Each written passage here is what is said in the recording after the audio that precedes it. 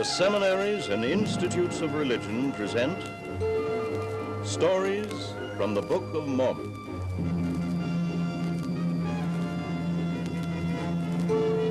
After the anti-Nephi-Lehis, or the people of Ammon, as they were called, had been given the land of Jershon as an inheritance, the Nephites began to have many battles with the Lamanites. And the Nephites diligently sought to protect the people of Ammon, or the Ammonites, inasmuch as these people had taken an oath that they never would shed blood anymore, and the Nephites promised to protect them from their brethren, the Lamanites.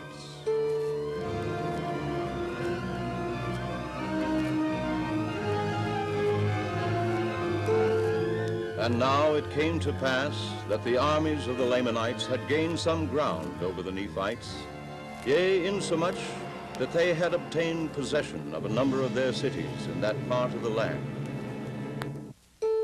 And it came to pass that when the Ammonites saw the danger and the many afflictions and tribulations which the Nephites bore for them, they were moved with compassion and were desirous to take up arms in the defense of their country.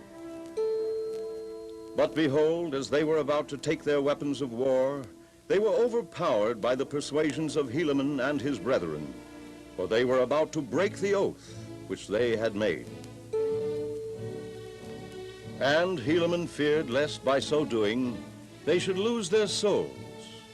Therefore, all those who had entered into this covenant were compelled to behold their brethren wade through their afflictions in their dangerous circumstances at this time. But behold, it came to pass they had many sons who had not entered into a covenant, that they would not take their weapons of war to defend themselves against their enemies. Therefore they did assemble themselves together at this time, as many as were able to take up arms, and they called themselves Nephites. And they entered into a covenant to fight for the liberty of the Nephites, yea, to protect the land unto the laying down of their lives. Yea, even they covenanted that they never would give up their liberty, but they would fight in all cases to protect the Nephites and themselves from bondage. Now behold, there were 2,000 of these young men who entered into this covenant and took their weapons of war to defend their country.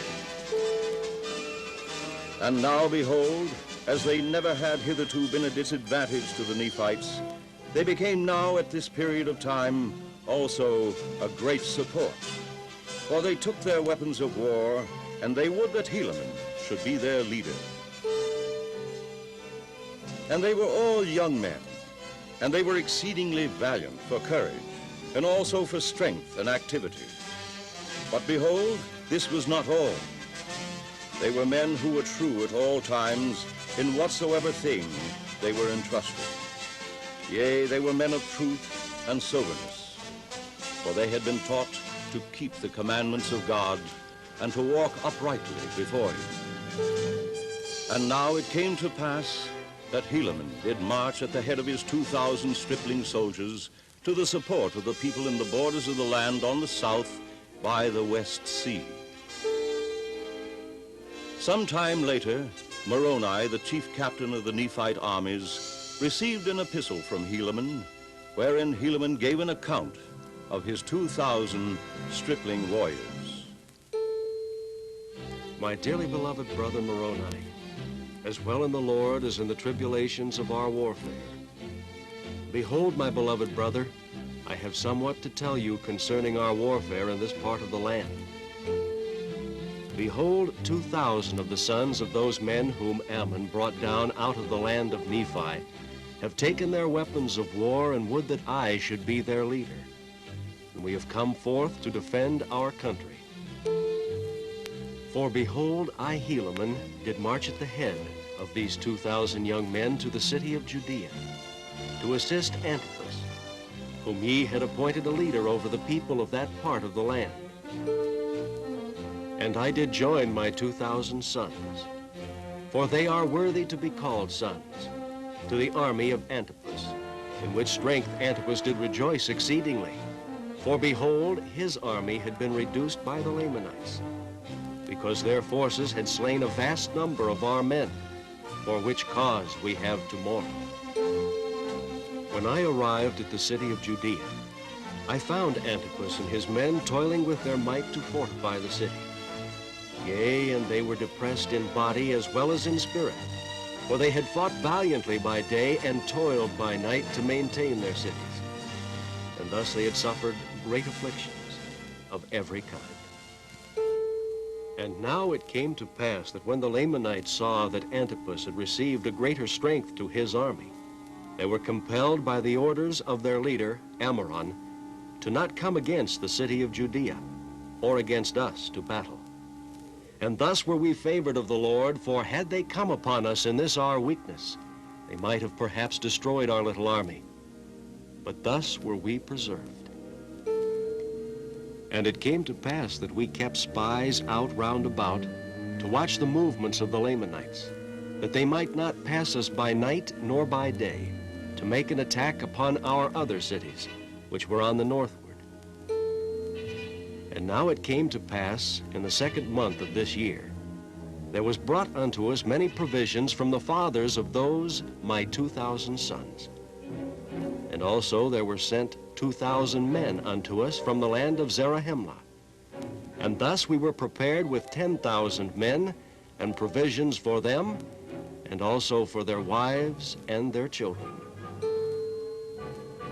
And the Lamanites, thus seeing our forces increase daily, and provisions arrive for our support, they began to be fearful, and began to sally forth, if it were possible to put an end to our receiving provisions and strength.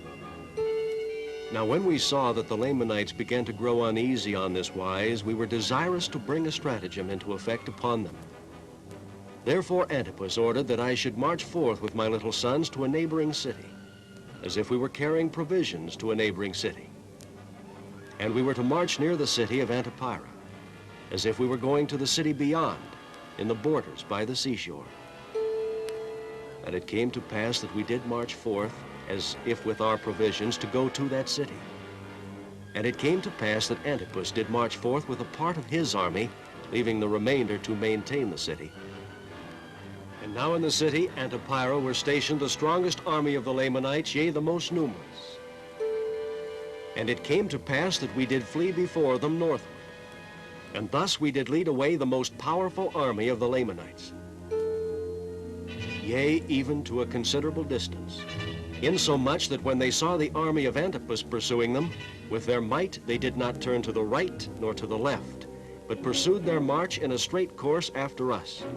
And, as we suppose, it was their intent to slay us before Antipas should overtake them, and this, that they might not be surrounded by our people. But it came to pass that they did not pursue us far before they halted. And it was in the morning of the 3rd day of the 7th month. And now whether they were overtaken by Antipas we knew not. But I said unto my men, Behold, we know not, but they have halted for the purpose that we should come against them, that they might catch us in their snare. Therefore what say ye, my sons? Will ye go against them to battle? And now I say unto you, my beloved brother Moroni, that never had I seen so great courage, nay, not amongst all the Nephites. For as I had ever called them my sons, for they were all of them very young, even so they said unto me, Father, behold, our God is with us, and he will not suffer that we should fall. Then let us go forth. We would not slay our brethren if they would let us alone. Therefore let us go, lest they should overpower the army of Antipas. Now they never had fought, yet they did not fear death, and they did think more upon the liberty of their fathers than they did upon their lives. Yea, they had been taught by their mothers, that if they did not doubt, God would deliver them. And they rehearsed unto me the words of their mothers, saying, We do not doubt our mothers knew it. And it came to pass that I did return with my 2,000 against these Lamanites, who had pursued us. And now, behold, the armies of Antipas had overtaken them, and a terrible battle had commenced. The army of Antipas, being weary because of their long march in so short a space of time, were about to fall into the hands of the Lamanites, and had I not returned with my 2,000, they would have obtained their purpose. And now it came to pass that we, the people of Nephi, the people of Antipas, and I with my 2,000 did surround the Lamanites, and did slay them, yea, insomuch that they were compelled to deliver up their weapons of war, and also themselves as prisoners of war. And now it came to pass that when they had surrendered themselves up unto us, behold, I numbered those young men who had fought with me, fearing lest there were many of them slain. But behold, to my great joy, there had not one soul of them fallen to the earth. Yea, and they had fought as if with the strength of God. Yea, never were men known to have fought with such miraculous strength, and with such mighty power did they fall upon the Lamanites, that they did frighten them. And for this cause did the Lamanites deliver themselves up as prisoners of war. And as we had no place for our prisoners, that we could guard them to keep them from the armies of the Lamanites, therefore we sent them to the land of Zarahemla, and a part of those men who were not slain of Antipas with them. And the remainder I took, and joined them to my stripling Ammonites, and took our march back to the city of Judea. And it came to pass that we received a supply of provisions, and also an addition to our army from the land of Zarahemla, and from the land round about to the number of 6,000 men, besides 60 of the sons of the Ammonites, who had come to join their brethren, my little band of 2,000. And now, behold, we were strong, yea, and we had also a plenty of provisions brought unto us. And it came to pass that we desired to take possession of the city of Cumeni, and we cut off the supply of provisions to that city. Not many days passed away before the Lamanites began to lose all hopes of succor. Therefore they yielded up the city unto our hands, and thus we had accomplished our designs in obtaining the city, Cumeni. But it came to pass that our prisoners were so numerous that, notwithstanding the enormity of our numbers, we were obliged to employ all our force to keep them, or to put them to death. And now in those critical circumstances it became a very serious matter to determine concerning these prisoners of war. Nevertheless, we did resolve to send them down to the land of Zarahemla. Therefore, we selected a part of our men, and gave them charge over our prisoners to go down to the land of Zarahemla.